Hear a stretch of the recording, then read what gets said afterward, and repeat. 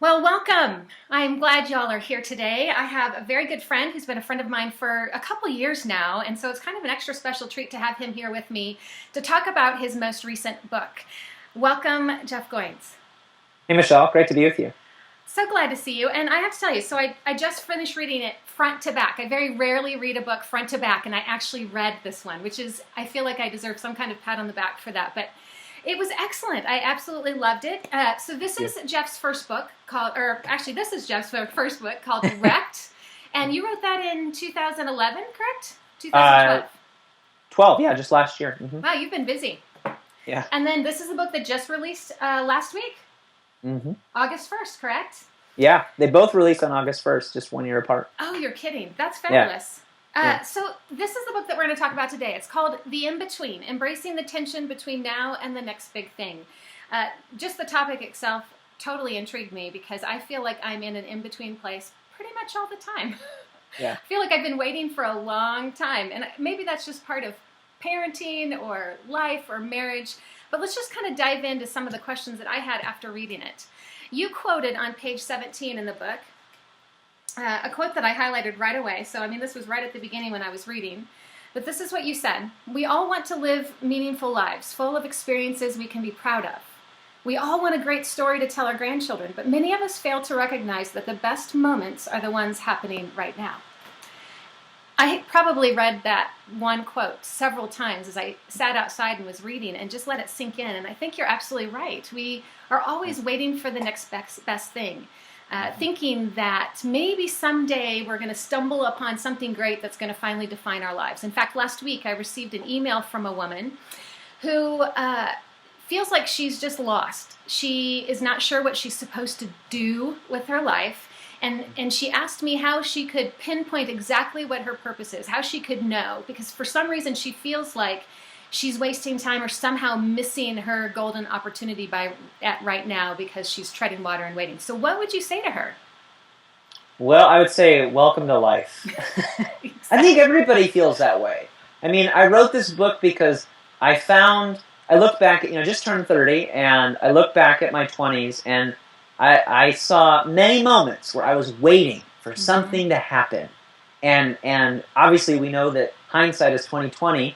And so I think often when we look back at those moments when we're waiting for something to happen, we're missing what's happening right now. And there's always something. I think wisdom and experience would tell us that there's always another thing. Mm-hmm. There's always another milestone. There's always another breakthrough. There's always another tension to be resolved. And Mm-hmm. it's not to say that dreams and aspirations aren't good. They are. But what do we do in between where we are now and where we want to be? Are we rushing ahead, racing past everything that's around us right now to get to where we want to end up? Or are we enjoying the journey? And so that's why I wrote this book. That's what I'm disciplining myself to do now, is to enjoy the journey. And I think that's really, at the end of the day, all we have are these moments right now. And I start the book with this quote by Annie Dillard, which is, uh, um, how we spend our days is how we spend our lives. Mm-hmm.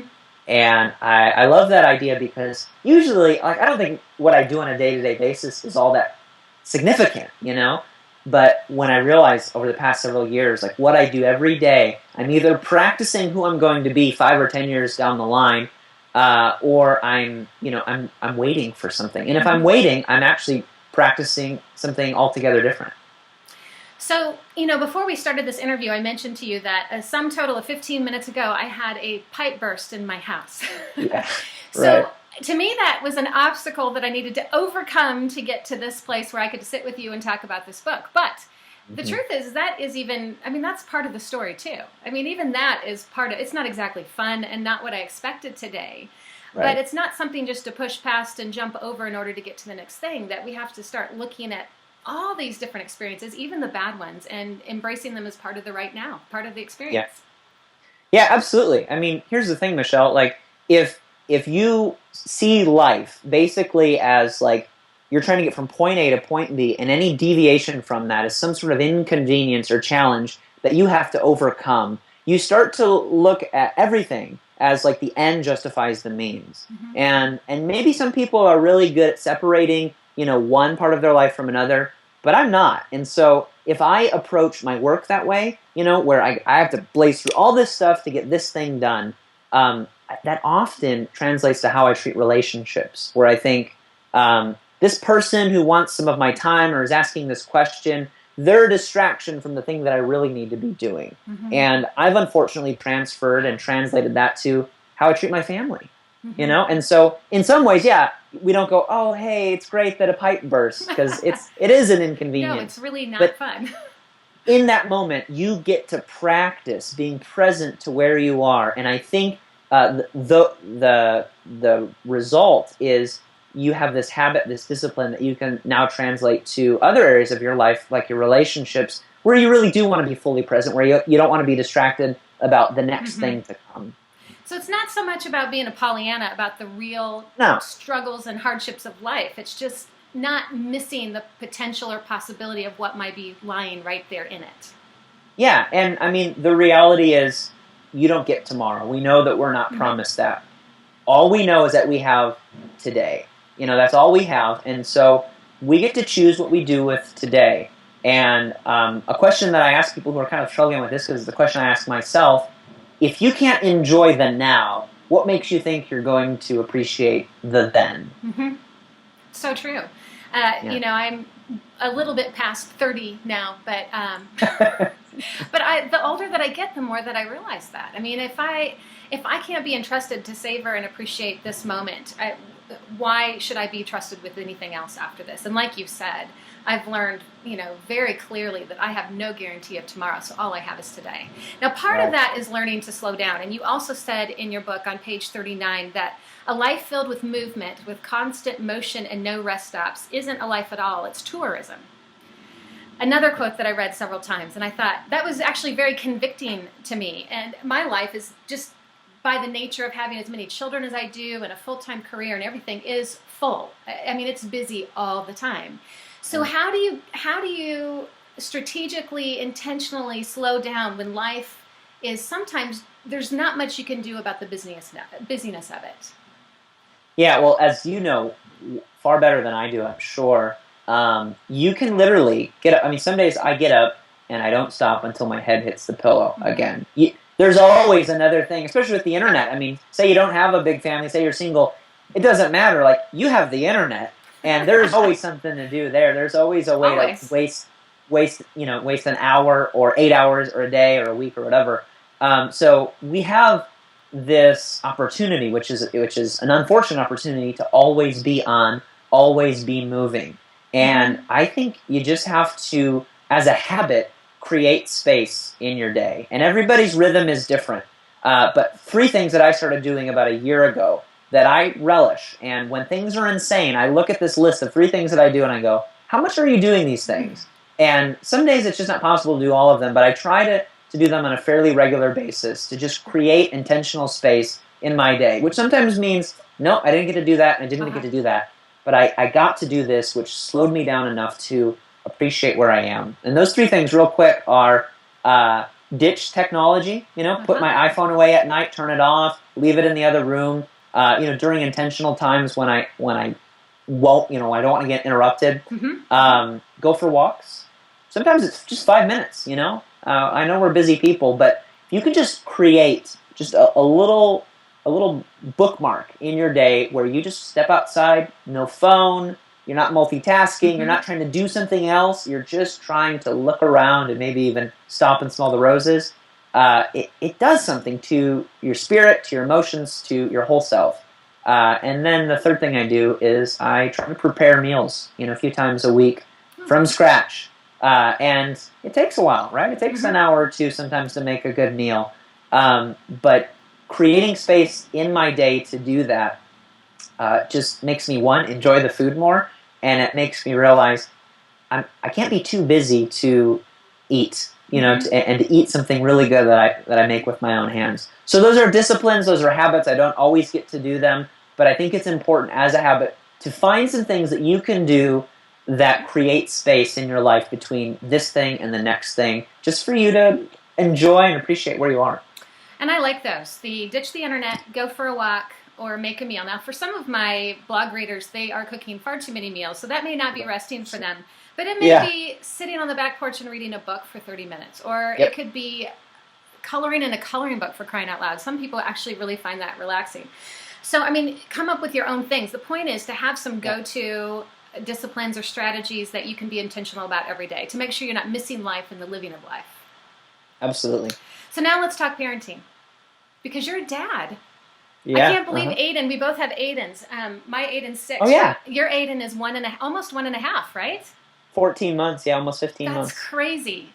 You know, when it comes to parenting, I think there's this constant temptation where you're always thinking, I can't wait till he walks. I can't wait till we don't have to carry a diaper bag anymore. I can't wait till he goes to half-day kindergarten, and then I can't wait till he goes to school. You know, there's always this looking for what's next. How do you guard yourself against enjoying the in-between even with our kids, and not always thinking of the next stage, but really fully engaging in what's happening now? Yeah, so, I mean, I think I learned the lessons of this book, which are to slow down, let go, be grateful for, what you have while you have it. I learned that. I mean, that really was cemented for me with the birth of our son, because I realized very quickly, especially that first year, so much is happening, that if I missed a day because of a trip, or, I was speaking somewhere, or I was just tired, or, like even some days when I'm gone during the day and I come back home, I've missed a lot. He's saying new words, he's moving around, he's laughing at new things, he's got some new breakthrough thing that he's doing, and it made me realize every moment counts. Even the moments when, past couple of nights, he's been teething, so we've been up pretty regularly. Even those moments, growth is happening, something is happening. And if I just rush through that, I miss something big, something important. And so having a kid has made me realize every moment, in other areas of life too, it made me realize every moment is the most important. It totally is. And it happens so fast. You don't realize in the waiting how quickly time is really going. It's after the waiting or on the other side when you're in another waiting place that you realize that the time is gone. And the truth is it's a once-in-a-lifetime moment. You can't get it back. And so to be totally committed to being there is so critical. Yeah, and I think the grief that causes when you miss something in life, which we all have, we've all rushed through something to get to the next thing, and we look back and we go, man, I missed that. I was so excited about this thing to come that I missed the most important people right in front of me. I think it's important to remember that remorse that you feel so that in the next season of life you go, I'm not going to do that again. I don't want to miss a thing. And so I have to believe that the best thing happening is what's happening right now, right in front of me. It's the kind of scenes in movies that we see all the time. People sitting at the twilight years of their life looking back and wishing that they would have enjoyed what they had. And it's not always when you're 70. It sometimes is when you're 30 or when you're 40 and you wish you could go back. And so at least from this moment forward, we have a choice to make and we can do something different now. Absolutely. So now, final question. For my blog readers, if you could give them one takeaway, something that they can sink their teeth into and walk away with today and be different today because of what you have to say, what would you tell them? Well, I would say maybe the things that you think are inconveniences are actually the very tools that cause you to grow into the person that you're supposed to be. And just to consider the possibility that might be true, how does that cause you to reframe the less than spectacular moments in your life, the hiccups in your plan, the moments where you're stuck at the stoplight longer than you wanted?